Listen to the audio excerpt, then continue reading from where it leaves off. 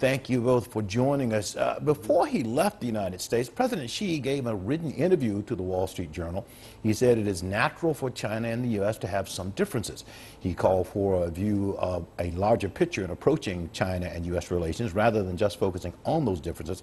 So, Professor Tong, what is the larger picture in your perspective? To my understanding, the larger picture actually is a grand vision on the future relations between the two countries, and also on the roadmap for the two countries to deal with the challenges we are facing now.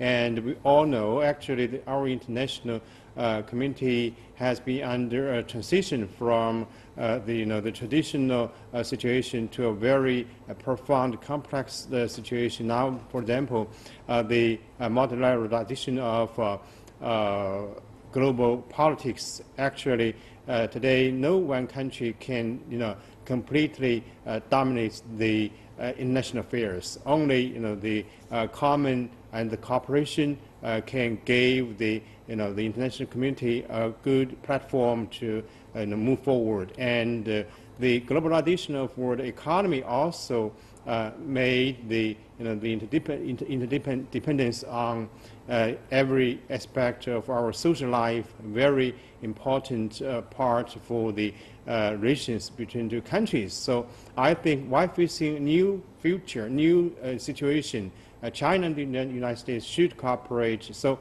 I think this time the larger picture actually is a grand vision for the cooperation for the future relations between the two countries. So let's turn now to Professor DeLisle there in the United States. What do you think is the most valuable aspect of the China-U.S. ties? Well, it depends on what you define as valuable. Traditionally, of course, it's been the economic relationship, which is hugely important to both countries. We're both among the world's largest trading nations, among the world's largest sources from the U.S. side and recipients, but increasingly sourced from the China side of investment, and that's been not only economically valuable, but it's been kind of the ballast to the relationship. It's been, in many respects, and despite some bumps, pretty much a win-win game. I'd say increasingly, as Professor Deng suggested, the geostrategic aspect is becoming more important. As China rises and as the U.S. declines relatively, you have a more equal relationship in the Western Pacific, and you have China taking on a larger role and larger interests outside its immediate neighborhood. So I think in terms of world interests, that geostrategic relationship is becoming more important. And thirdly and finally, we've seen a steady growth in the social relationships, the sort of people-to-people relationships that come with the exchange of students, with business people living in one another's country, and really much of that audience that's going to be there in Seattle for Xi Jinping. Now, it is a tight schedule that President Xi is on. He will attend meetings ranging from the economy to strategy among various issues involved, which will be the paying special attention to. Professor Tong, what issues will we be paying attention to? According to the Ministry of Foreign Affairs, PRC, actually there are four parts. The first is to enhance the mutual trust. The second is to promote the cooperation in various areas. And the third part is the peoples-to-peoples exchanges. And the last is to print a roadmap for the future of the two countries. I'd like to mention the two parts.